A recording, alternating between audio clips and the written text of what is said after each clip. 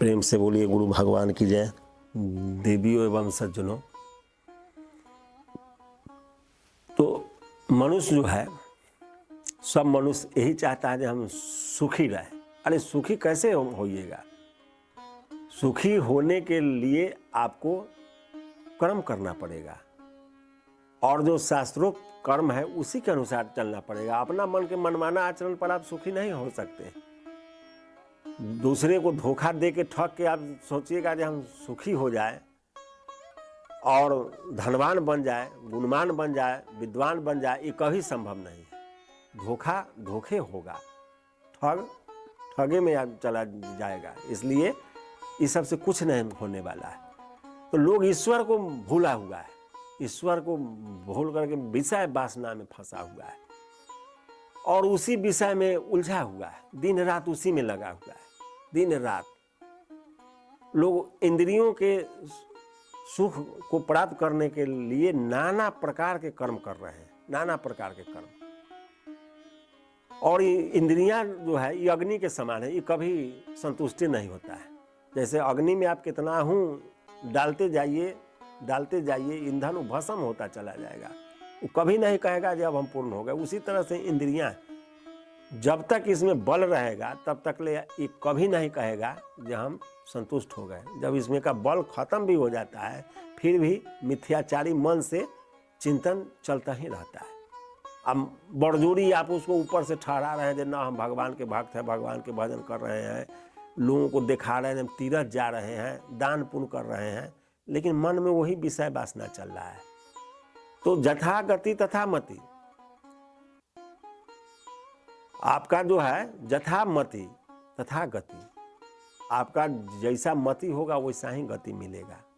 जो आप सोच रहे हैं, जैसा आपका विचार बन रहा है, जैसा आपका संस्कार का निर्माण हो रहा है, उसी जगह पर आप पहुंच जाइएगा। दिखावा आप कितना कर लीजिए, लेकिन उससे कुछ नहीं होने वाला है। दिखावा कोई काम का नहीं होता है। वो दिखावा जो है दिखावे में चला जाता है। इसलिए दिखावा को छोड़ दीजिए, उसे कोई लाभ नहीं और सब बेकार हो जाए। तो आप जो है इसीलिए सब प्रकार से सोचिए। आपको भगवान बुद्धि दे के भेजे हैं, अच्छे बुरे का निर्णय करिए। यदि समझ में नहीं आता है तो सत्संग करिए, महापुरुषों की वाणी को सुनिए, शास्त्र को पढ़िए, तो आपको समझ में आएगा। और कोई महापुरुष के शरण में जाइए, कोई गुरु के शरण में जाइए, तो आपको मार्ग बताएंगे, उस पर आप चलिएगा तो आपका 100% उद्धार होगा, उसमें कहीं कोई संशय नहीं है। इसीलिए महादेव जी माता पार्वती से बता रहे हैं जो सुनहु उमा ते लोग अभागे, हरि तजी भय विषय अनुरागी। महादेव जी कह रहे थे हे उमा, हे पार्वती, इस संसार के लोग इतना अभागा है जो भगवान को भूल गया और लगा हुआ कहाँ है? विषय वासना में। अरे उसका कोई ठिकाना नहीं है, अभागा कोना काम में लगा हुआ है, उसे कुछ मिलने उलने वाला नहीं है। और लोग यहाँ क्या है कि स्त्री के पीछे पड़ जाते हैं। अरे स्त्री शक्ति है, उससे मत उलझो।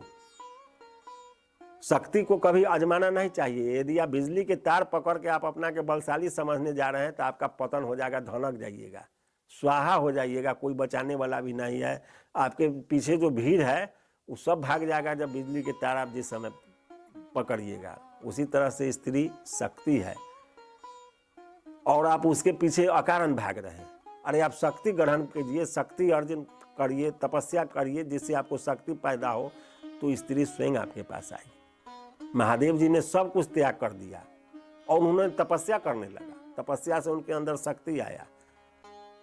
और शक्ति कब आएगा?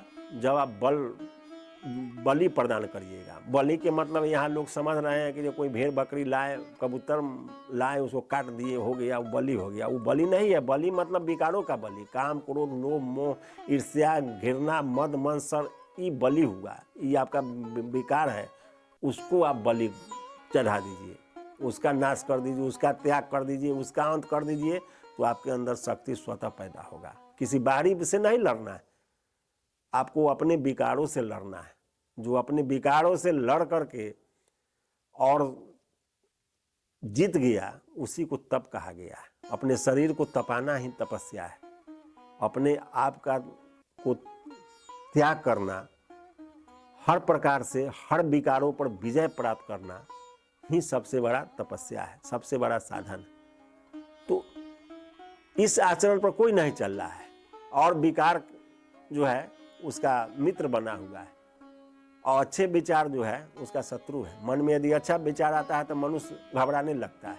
आप रात में सोए हुए हैं, बहुत निश्चिंत सोए हुए हैं, यदि आपके कान में कहीं से आवाज चला गया जो राम नाम सत्य है तो आपका नींद फट से टूट गया और डर के मारे अब आपका नींद ही नहीं आ रहा है। काहे जो राम नाम सत्य है तो आप समझे जो कोई ना कोई मरा, तो आपके अंदर का अंतरात्मा जगा और वह आपको समझाने का प्रयास कर रहा है तुमको भी जाना है, तुम क्या कर रहा है, व्यर्थ का समय जो बिता रहा है। दिवस गंवाया खाए के, रात गंवाया सोए। दिन में खाने के चक्कर में दिन रात लगा हुआ है, झूठ साठ इधर उधर, चोरी बेईमानी ठग ठठेरी में लगा हुआ है और रात में सोने में अपना समय बिताया। तो तुम ईश्वर का भजन कब किया?